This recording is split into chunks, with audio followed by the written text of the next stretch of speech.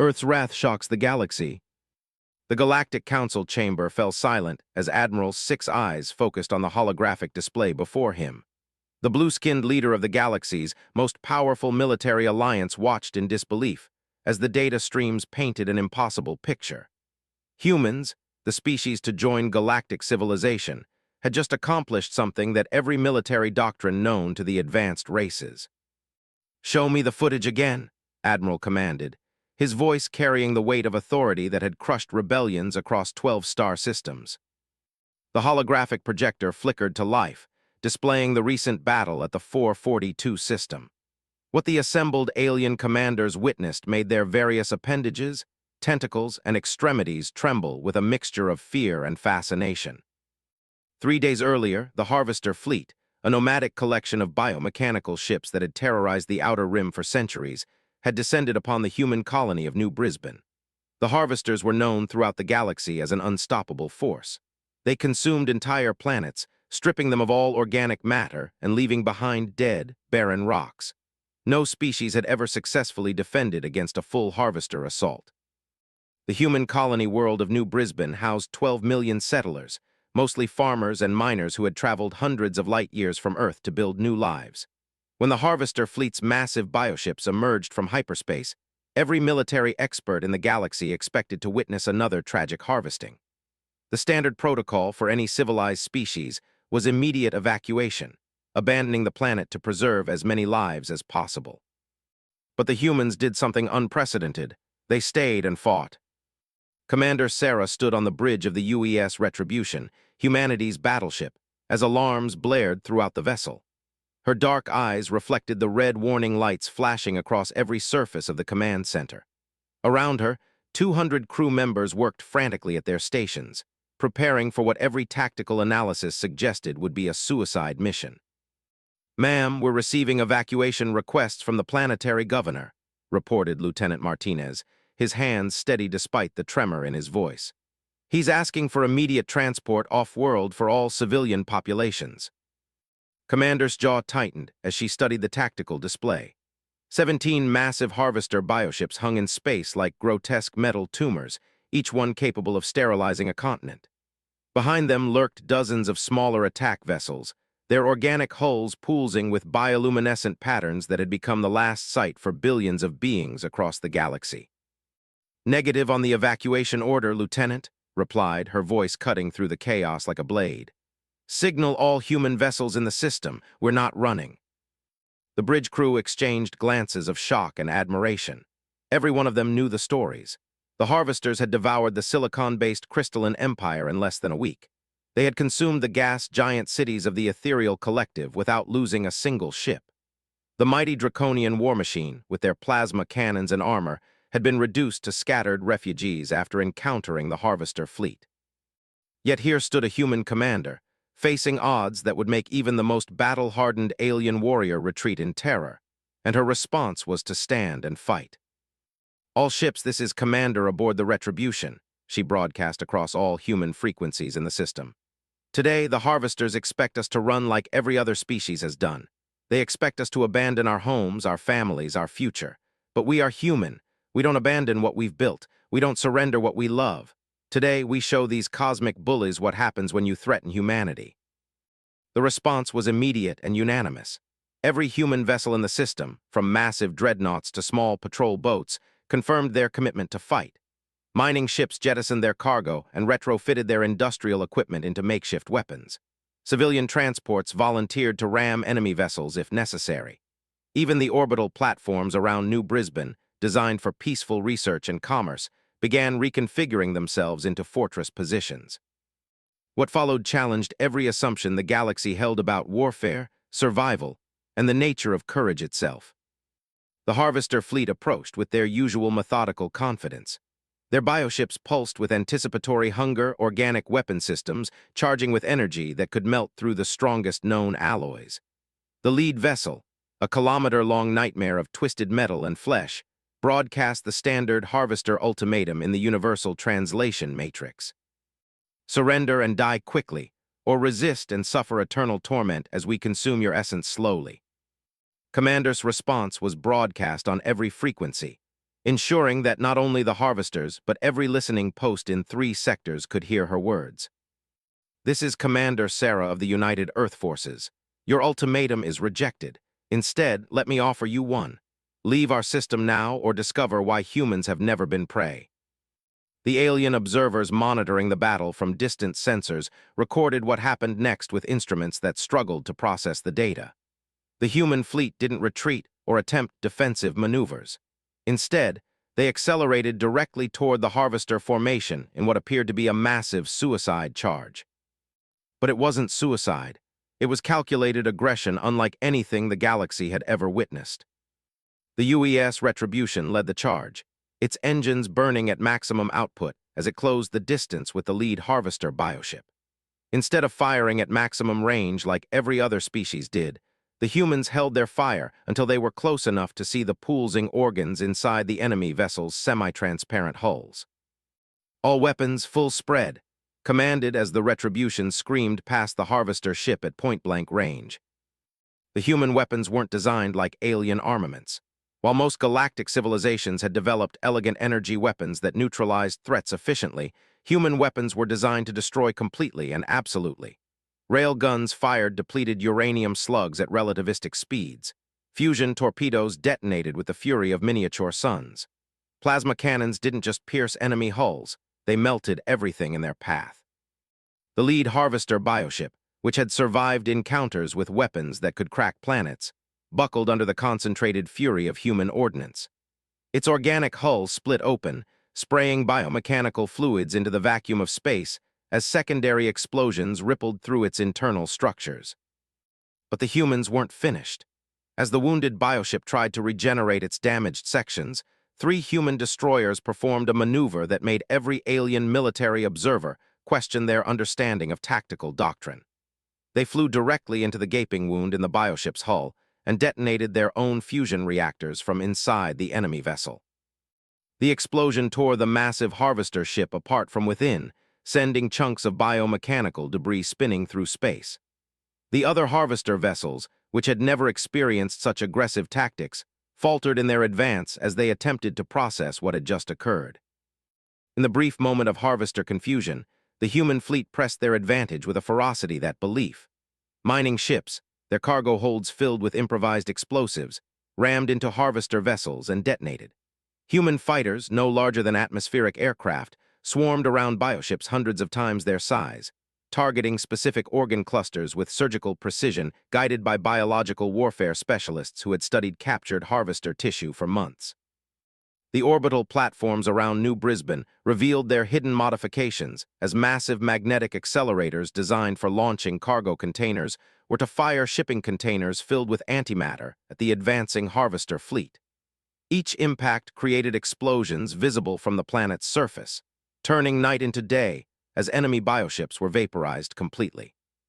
Throughout the battle, human commanders maintained constant communication, sharing targeting data, coordinating suicide runs, and encouraging their crews with words that would later be studied by across the galaxy. "Remember your families down there. Show them what human pride looks like. No surrender, no retreat, no mercy." The harvester fleet, accustomed to facing opponents who fought defensively and retreated when casualties mounted, found themselves completely unprepared for an enemy that became more dangerous as the battle intensified. Human vessels continued attacking even when crippled, using their dying moments to inflict maximum damage on their enemies. Commander's voice cut through the chaos of battle as the Retribution, now missing half its hull plating and venting atmosphere from dozens of breaches, lined up for one final attack run against the largest remaining harvester bioship. "All remaining vessels, we've shown them our teeth. Now let's show them our bite, ramming speed." What happened next became legend throughout the galaxy. Every surviving human vessel in the system, regardless of size or combat capability, formed up behind the Retribution and charged the remaining harvester ships in a coordinated death strike. The humans didn't just fight to win. They fought to ensure that any harvester who survived would carry the memory of human fury to every corner of the galaxy. The final phase of the battle lasted only minutes, but those minutes redefined how the galaxy viewed humanity. When the weapons fire ceased and the explosions faded, the 442 system contained no living harvester vessels. The entire fleet, which had terrorized civilized space for centuries, had been completely annihilated. The cost to humanity was severe. Of the 47 human vessels that had participated in the battle, only 12 survived in any functional capacity. Thousands of human lives were lost, including Commander, who died when the Retribution's bridge was breached during the final ramming attack. But New Brisbane remained intact.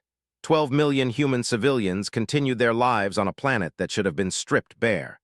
More importantly, the galaxy had witnessed something unprecedented, a species that not only stood against the harvesters but completely destroyed them. In the hours following the battle, communication channels across dozens of star systems buzzed with activity as alien civilizations struggled to comprehend what they had witnessed. The mighty Draconian Empire, which prided itself on military excellence, demanded detailed tactical analyses of human fighting methods. The Ethereal Collective, master strategists who had planned military campaigns, requested copies of all human military doctrines. Most shocking of all, reports began filtering in from across the galaxy of Harvester remnant fleets, simply fleeing whenever human ships were detected in nearby systems. The biomechanical nightmares that had terrorized civilized space for generations were running from a species that had joined galactic civilization less than 50 years earlier. Admiral turned off the holographic display and looked around the Galactic Council chamber at the assembled representatives of the most powerful military forces in known space. Beings who had commanded fleets numbering in the thousands, who had conquered entire star systems, who had reduced rebellious planets to asteroid fields, all stared back at him with expressions of shock and newfound respect. "Honored delegates," Admiral said, his voice carrying new undertones of caution, "I believe we need to reconsider our assessment of human military capabilities." The crystalline representative, a being composed of living silicon who communicated through harmonic resonances, vibrated with what could only be interpreted as nervous energy. The tactical recordings show human vessels deliberately sacrificing themselves to inflict maximum damage on enemy forces. This behavior pattern is unprecedented. "More than unprecedented," added the ethereal delegate, their gaseous form shifting with agitation. "It's terrifying. Our psychological warfare specialists have analyzed thousands of species over millions of years. We've never encountered a race that becomes more dangerous when threatened rather than less dangerous." The Draconian military, a reptilian being whose species had built an empire through conquest and intimidation, spoke with uncharacteristic uncertainty. "Our war games have always assumed that enemies become more cautious as casualties increase. Human tactical doctrine appears to operate on the inverse principle. They become more aggressive when losing." Admiral nodded grimly as he called up additional tactical data. "Our analysis indicates that human military psychology is based on concepts that roughly translate as honor, revenge, and protection of pack mates. When these psychological triggers are activated, humans appear to abandon all self-preservation instincts and fight with what can only be described as controlled insanity." The chamber fell silent as the implications sank in. For centuries, the Galactic Council had maintained peace through a careful balance of power among species with vastly different capabilities, but similar psychological foundations. All known civilizations shared common survival instincts that made their behavior predictable in military situations. Humans had just demonstrated that they operated according to completely different psychological principles. "What are your recommendations, Admiral?" asked the Council chairman, an ancient being whose species had mediated galactic conflicts since before most of the assembled races had achieved space flight. Admiral's response would reshape diplomatic relations throughout the galaxy. "Immediate revision of all military threat assessments regarding humanity," he began, his voice carrying the weight of absolute conviction. "Classification upgrade from developing military power to major galactic threat. Implementation of new diplomatic protocols designed to prevent human military activation. And most importantly, formal acknowledgement that humanity represents a new type of galactic citizen." "What type would that be?" inquired the ethereal delegate. Admiral looked directly at each delegate before responding. "The type we never want to fight. Earth's wrath shocks the galaxy." The emergency session of the Galactic Trade Consortium lasted 47 hours. making it the longest uninterrupted diplomatic meeting in recorded galactic history. Representatives from over 200 civilizations filled the massive crystalline amphitheater on the neutral world of Nexus Prime, their various forms of communication creating a symphony of clicks, whistles, harmonic vibrations, and electromagnetic pulses that the universal translators struggled to process simultaneously. At the center of the controversy sat Ambassador Tors, humanity's first official representative to the galactic community. Her simple business suit and calm demeanor stood in stark contrast to the elaborate ceremonial garments and exotic physiology surrounding her. She had been summoned to explain her species' recent actions that had sent shockwaves through every major power in the galaxy. The crisis had begun 6 weeks after the 442 incident. Word of humanity's complete annihilation of the Harvester fleet had spread across trade routes and communication networks faster than light-speed travel itself. Within days, every species in known space was discussing the implications of a race that fought with such devastating effectiveness. But it wasn't just the military victory that had alarmed the galactic powers. It was what humanity did next. The Trade Empire, a collection of merchant species that had dominated galactic commerce for 3,000 years, had seen an opportunity in humanity's newfound reputation. Their logic was simple. If humans could destroy the Harvesters, they could certainly handle the relatively mundane task of protecting trade convoys from pirates and raiders. Merchants approached human authorities with what they considered a generous offer. In exchange for military protection services, they would grant humanity access to their vast trade networks, offering technology, resources, and wealth beyond human imagination. It was the kind of deal that every emerging species dreamed of receiving. Humanity's response shocked and every other power monitoring the negotiations. The humans said no. Not only did they refuse the offer, but Ambassador Tors delivered humanity's counter-proposal directly to the Galactic Trade Consortium with words that would be remembered for generations. The Trade Empire has profited from the misery of smaller species Tors had stated, her voice carrying across the amphitheater with digital clarity. They charge protection fees that bankrupt entire civilizations.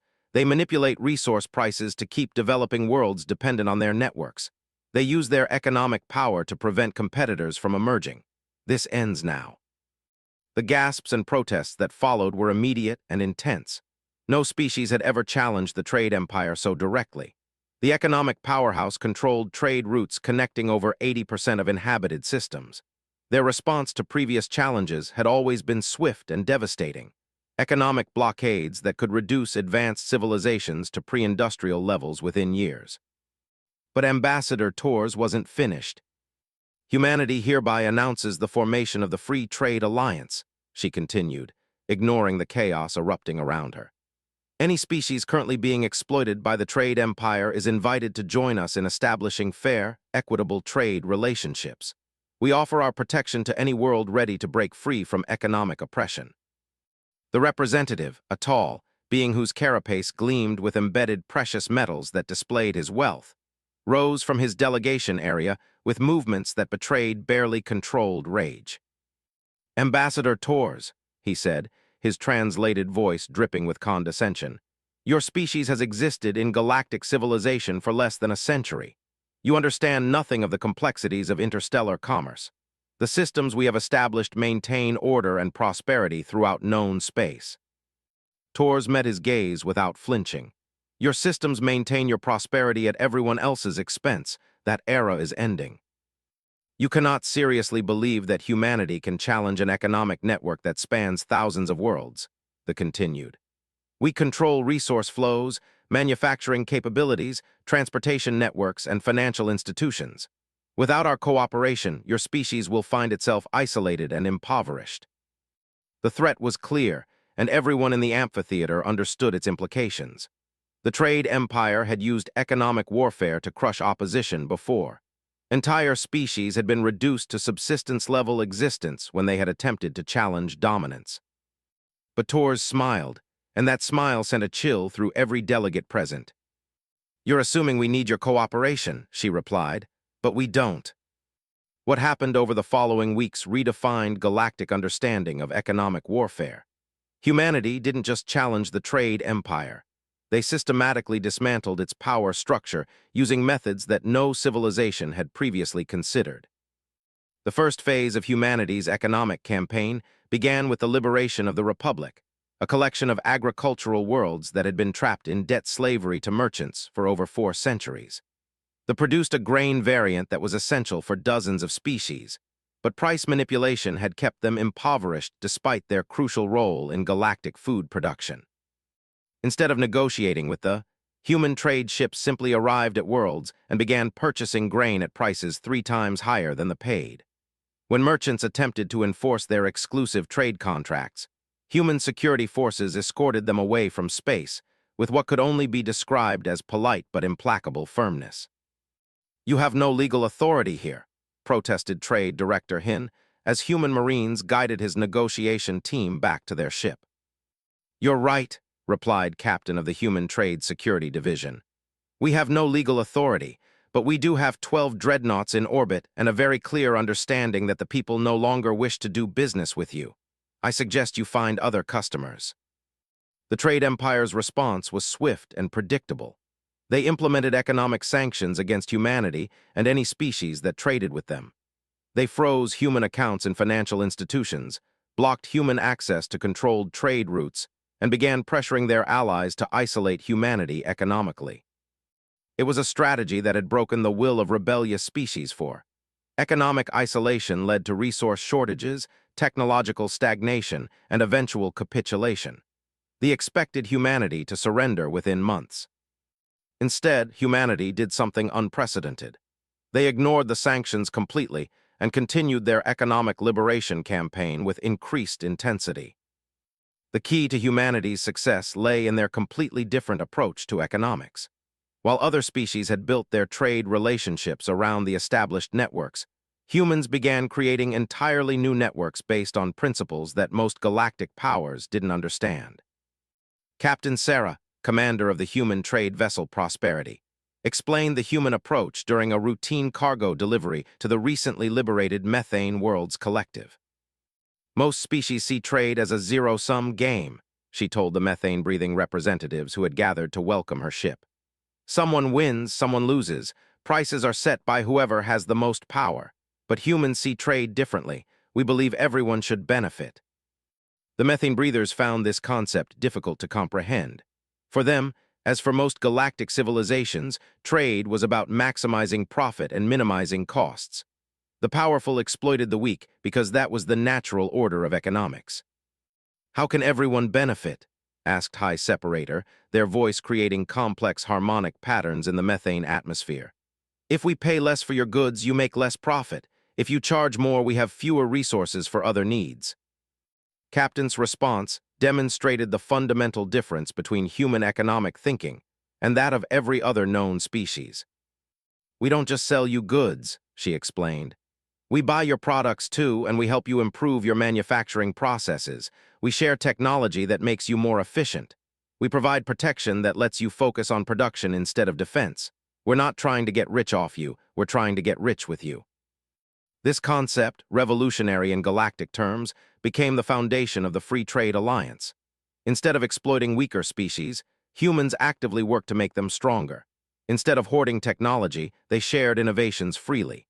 Instead of manipulating prices, they established transparent markets where all participants could see exactly how values were determined. The results were immediate and dramatic. Species that had struggled under exploitation for generations suddenly found themselves prospering beyond their wildest dreams. Agricultural worlds that had barely produced enough to survive began feeding entire star systems. Mining operations that had been marginally profitable became major industrial powers. Manufacturing centers that had created cheap goods for markets began producing advanced technology for human-protected trade networks. More importantly, these liberated species didn't just benefit economically. Human protection meant they could invest in infrastructure, education, and technological development instead of spending vast resources on defense against pirates, raiders, and economic pressure. The trade empire watched their carefully constructed web of economic control unraveling as species after species defected to the Free Trade Alliance. Their response was to escalate from economic sanctions to direct military action. The first attack came at the Sigma Draconis system, where human trade ships were helping the Aquatic Federation establish new deep space manufacturing facilities.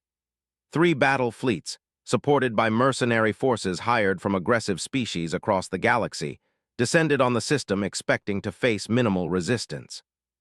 The human response was swift, decisive, and absolutely terrifying.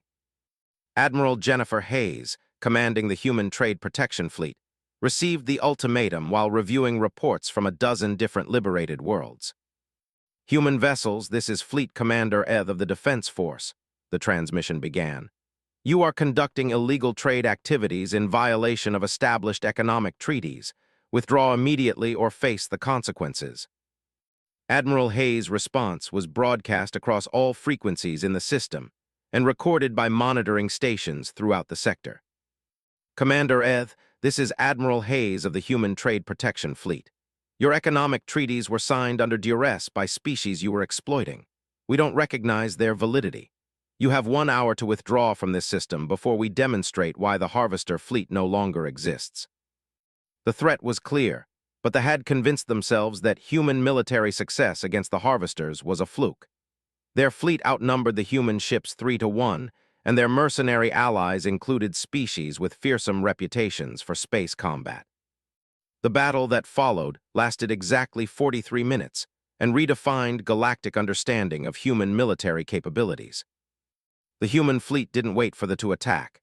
Instead, they launched a preemptive strike that demonstrated tactical innovations that no galactic power had previously encountered. Human ships operated in perfect coordination, sharing targeting data instantaneously and executing maneuvers that seemed to violate basic laws of physics. But it wasn't just their technology that shocked the forces. It was their absolute commitment to total victory. When the flagship attempted to retreat after losing 2/3 of its escort vessels, human fighters pursued it through 3 hyperspace jumps, disabling its engines and forcing it to surrender in the middle of home territory. When mercenary allies tried to flee the system, human destroyers hunted them down individually, ensuring that every ship that had participated in the attack was either destroyed or captured. The message was clear. Anyone who attacked human-protected trade operations would face consequences that extended far beyond the immediate battle. But humans weren't content with just military victory. They followed up their success with economic warfare that demonstrated their complete understanding of vulnerabilities. Within days of the Sigma Draconis battle, human trade ships began appearing in every system where merchants operated. They didn't attack vessels directly. Instead, they simply offered better deals to every customer. They found themselves competing with an enemy that operated according to completely different rules. While merchants sought maximum profit from every transaction, human traders focused on building long-term relationships. While hoarded technology to maintain their advantage, humans shared innovations to strengthen their partners. While trade contracts included dozens of exploitative clauses, human agreements were simple, fair, and transparent. The economic war escalated when humanity began targeting the foundation of power, their financial institutions. Dr. Humanity's chief economic strategist explained the campaign during a briefing to newly liberated species representatives. "The trade empire maintains control through debt manipulation," she said, displaying complex financial charts that illustrated centuries of economic exploitation. "They loan money to developing species at predatory interest rates, then use that debt to control trade policies, resource allocation, and political decisions. Break the debt cycle, and their power disappears." The human solution was elegant in its simplicity. They offered to purchase the debt obligations of every species trapped in financial networks, then immediately forgave those debts completely. The economic implications were staggering. In a matter of weeks, dozens of species that had labored under crushing debt burdens for generations suddenly found themselves completely free of financial obligations. The gratitude and loyalty this generated created a network of allies that spanned the galaxy. More importantly, it demonstrated to every watching species that humans possessed economic resources so vast that they could casually absorb financial losses that would bankrupt most galactic powers. The response was desperate and revealing. They attempted to call in all outstanding debts immediately, demanding payment in full from species that couldn't possibly comply. They manipulated currency exchanges to devalue the resources of rebellious worlds. They used their political influence to pressure neutral species into supporting economic sanctions against the Free Trade Alliance. None of it worked.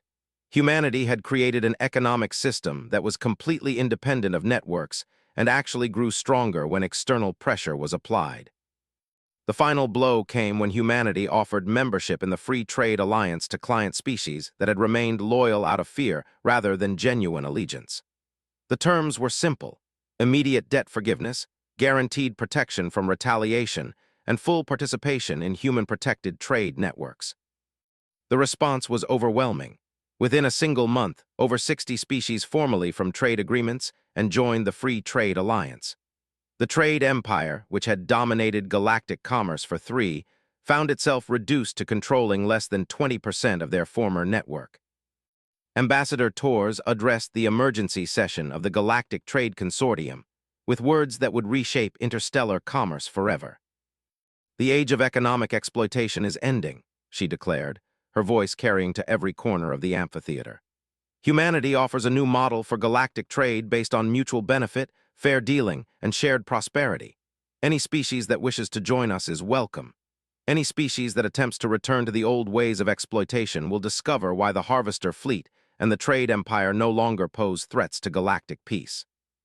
The silence that followed was broken only by the sound of delegates from over 100 species simultaneously requesting membership applications for the Free Trade Alliance.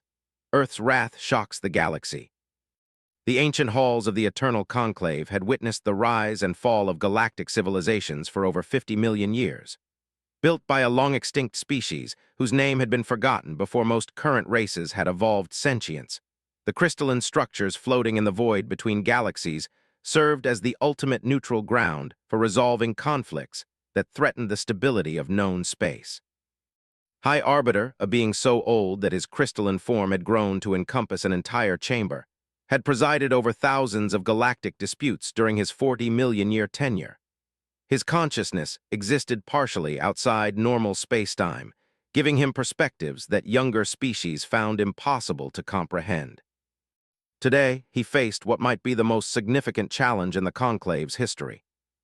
"The charges brought before this tribunal are unprecedented in scope and severity," announced, his voice resonating through quantum frequencies that reached every corner of the vast assembly hall. "The hegemony of Eternal Dominion accuses humanity of crimes against the natural order of galactic civilization." The assembled delegates represented every major power in known space. Some had traveled from galaxies so distant that their light had not yet reached the Milky Way. Others existed in dimensions that barely intersected with normal reality. All had come to witness what many believed would determine the future of interstellar civilization.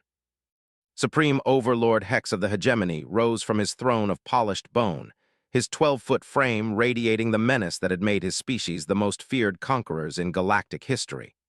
For 10 million years, the Hegemony had expanded their empire through a simple philosophy: superior beings had the right to dominate inferior ones. They had enslaved hundreds of species, reduced entire star systems to resource extraction facilities, and maintained order through calculated brutality that kept rebellions from ever taking root. "Honored Arbiter," Hex began, his voice carrying harmonics that induced fear in most sentient beings, "humanity represents an existential threat to the stability that has maintained galactic peace for eons. They refuse to accept their proper place in the natural hierarchy of species.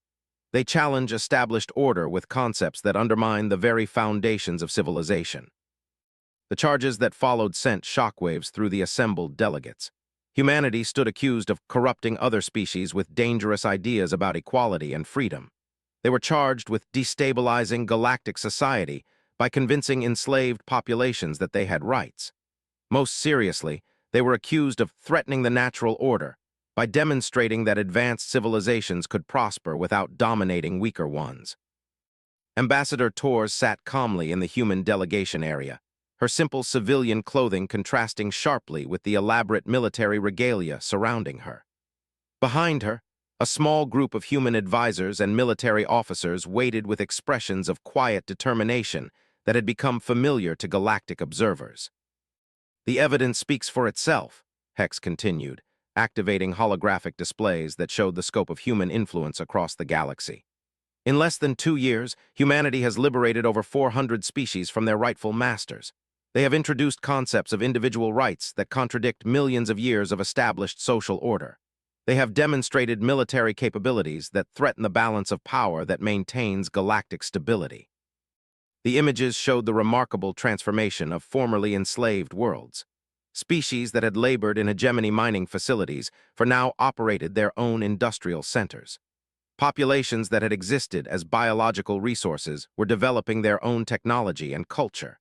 Most disturbing to the hegemony, former slave species were beginning to question why they had ever accepted domination as natural and inevitable. The most dangerous aspect of human influence, Hex declared, is their introduction of the concept they call inherent dignity.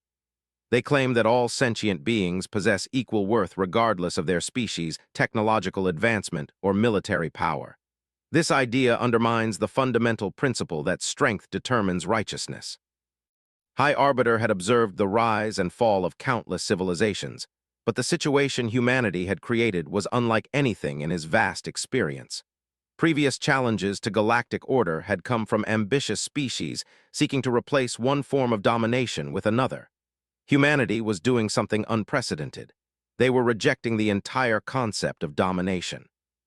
Ambassador Torres said, his ancient voice carrying across the assembly, "How do you respond to these charges?" Torres rose smoothly, her calm demeanor unchanged despite facing the combined judgment of beings whose individual exceeded human recorded history. When she spoke, her words carried a conviction that made even the most powerful delegates pay attention. "Honored Arbiter, the hegemony's charges reveal more about their fears than about human actions," she began. "They accuse us of threatening stability, but the stability they defend is built on the suffering of billions of sentient beings. They speak of natural order, but there is nothing natural about advanced civilizations enslaving less developed species. They claim we threaten galactic peace, but the peace they describe is the silence of the oppressed." The response that followed demonstrated why humanity had become such a force for change in galactic society. Torres didn't just defend human actions. She challenged the fundamental assumptions that had governed interstellar civilization for millions of years. For eons, galactic society has accepted the premise that technological advancement grants the right to dominate others, she continued. The hegemony claims this is natural law, but we reject that claim entirely. Intelligence does not grant the right to enslave. Power does not justify oppression. Technological superiority does not make one species inherently more valuable than another. The gasps and protests from hegemony allies filled the chamber, but Torres pressed forward with words that would reshape galactic philosophy. Humanity proposes a different model for interstellar civilization. We believe that all sentient beings possess inherent rights that cannot be violated regardless of their species' current technological level. We believe that cooperation produces better outcomes than domination. Most importantly, we believe that the strong have an obligation to protect the weak, not exploit them. Supreme Overlord Hex's response revealed the depth of hegemony alarm at human influence. The human ambassador speaks of rights and cooperation, but these concepts are incompatible with the realities of galactic civilization, he declared. Resources are limited. Territory is contested. Some species are naturally superior to others in intelligence, strength, and technological capability. The alternative to hierarchical order is chaos and conflict that would destroy civilized space. But Torres had anticipated this argument, and her response demonstrated humanity's complete understanding of galactic power dynamics. The Overlord claims that domination prevents chaos, but the evidence contradicts this assertion, she said, activating her own holographic displays. Human-liberated territories show higher productivity, greater technological innovation, and significantly reduced conflict compared to hegemony-controlled space. Cooperation produces superior results to coercion in every measurable category. The data that followed shocked even the ancient arbiter. Human-protected space showed unprecedented levels of prosperity and peace. Former slave species were not only surviving freedom, but thriving beyond anything their former masters had achieved. More significantly, these liberated populations were developing technological innovations at rates that suggested they possessed capabilities their oppressors had never bothered to discover. The hegemony's model of civilization is not just morally wrong, Torres continued. It's inefficient. By suppressing the potential of enslaved species, they've prevented the development of countless innovations and ideas.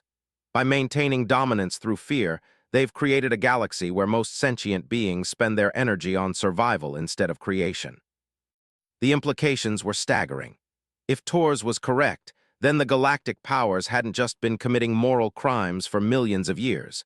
They had been constraining their own development by preventing their victims from contributing to galactic civilization. High Arbiter had reached a decision point that would define his ancient legacy. The evidence presented by both sides painted a clear picture. Humanity represented a fundamental challenge to everything the galaxy had accepted as natural law. But before he could render judgment, the proceedings were interrupted by an emergency transmission that changed everything. "Honored Arbiter," came the frantic voice of a deep space monitoring station, "we are detecting massive gravitational anomalies at the galactic rim, multiple hyperspace signatures consistent with extragalactic invasion fleet. Estimated strength, over 10,000 vessels of unknown configuration." The chamber fell silent as the implications sank in. For the first time in recorded galactic history, an external threat was approaching from beyond known space. The various galactic powers, despite their conflicts and competition, had never faced enemies from outside their own galaxy.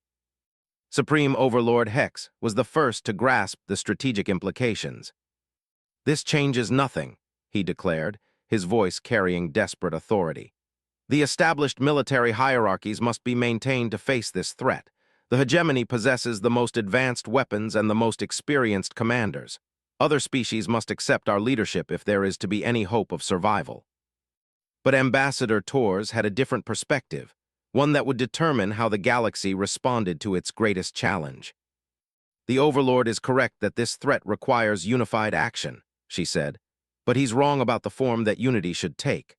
Hierarchical command structures are brittle and inefficient when facing unknown enemies. This threat requires the combined creativity, determination, and sacrifice of every free sentient being in the galaxy." The debate that followed would reshape the entire concept of galactic defense. The hegemony argued for traditional military structure, a single command authority directing enslaved populations in predetermined roles based on species-specific capabilities. Humans proposed something unprecedented, a voluntary alliance where every species contributed according to their unique strengths and innovative capabilities. High Arbiter made his decision with words that acknowledged the revolutionary nature of the moment. "The external threat makes theoretical debates about governmental systems moot," he announced. "We will test both approaches simultaneously. The hegemony will coordinate defense of their territories using traditional hierarchical methods. Humanity will coordinate defense of liberated space using their cooperative model. The effectiveness of each system will be measured in survival." What happened next demonstrated why humanity had become the most feared and respected species in galactic civilization. Instead of simply preparing defenses, humans began what they called the Liberation Fleet Protocol. Every enslaved species in hegemony territory received covert transmissions offering immediate freedom and military support if they chose to fight for themselves rather than their masters. The response was immediate and overwhelming. Entire slave populations rose in coordinated rebellions across hundreds of hegemony worlds. Species that had never possessed military technology suddenly found themselves equipped with human weapons and protected by human shields. Most significantly, beings who had spent lifetimes in servitude discovered that they possessed capabilities their masters had never imagined. Admiral Jessica Brooks, commanding the Human Liberation Fleet, broadcast a message that reached every monitoring station in the galaxy. "To all enslaved peoples of the galaxy," her voice carried across subspace frequencies, "humanity offers you a choice. You can face the coming invasion as slaves, fighting for masters who value you only as expendable resources. Or you can stand with us as equals, fighting for your own freedom and the right to determine your own destiny. The choice is yours, but choose quickly. Freedom delayed is freedom." The hegemony's response was swift and predictable. They declared humanity's actions to be an act of war and began mobilizing their fleets to crush the rebellions before the external threat arrived. But they had made a critical miscalculation. The humans weren't trying to conquer hegemony territory. They were trying to liberate its population, and liberated populations fought with a desperation and creativity that enslaved armies could never match. The first major engagement came at the B system, where hegemony forces attempted to crush a slave rebellion among the silicon-based workers. The hegemony expected a quick victory against miners and factory workers armed with improvised weapons. Instead, they faced an enemy that had spent centuries studying their oppressors' weaknesses, and now possessed the freedom to exploit those weaknesses with human tactical support. They didn't fight like traditional soldiers. They fought like beings who had nothing left to lose and everything to gain. They turned mining equipment into weapons of incredible destruction. They used their intimate knowledge of hegemony facilities to sabotage critical systems. Most importantly, they fought with the understanding that victory meant freedom while defeat meant a return to slavery. The battle lasted 6 hours and ended with the complete destruction of the hegemony force.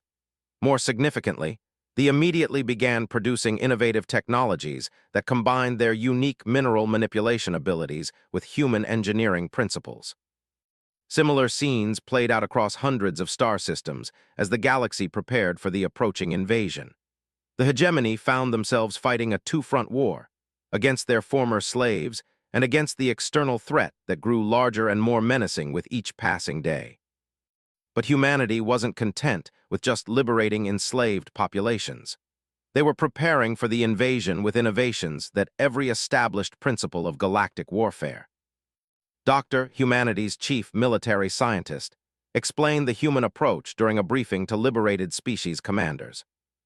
Traditional galactic warfare assumes that larger fleets with more powerful weapons will defeat smaller fleets with weaker weapons, she said, displaying tactical projections that showed the approaching enemy force. But we're not planning traditional warfare. We're planning asymmetric resistance using every advantage that freedom provides. The human strategy was unlike anything the galaxy had ever seen. Instead of massing fleets for direct confrontation, they were distributing weapons and tactical training to every liberated world.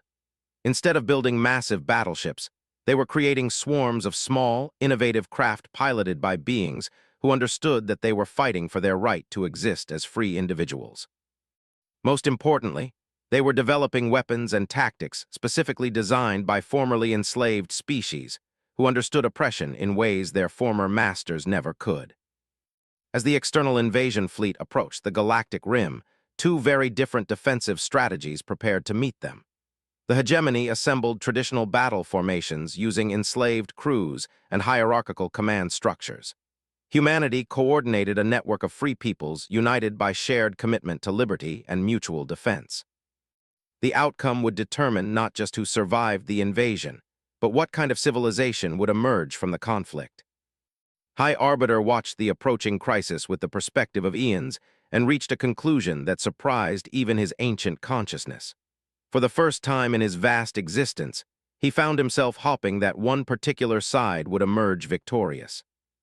The galaxy was about to learn whether freedom was stronger than domination.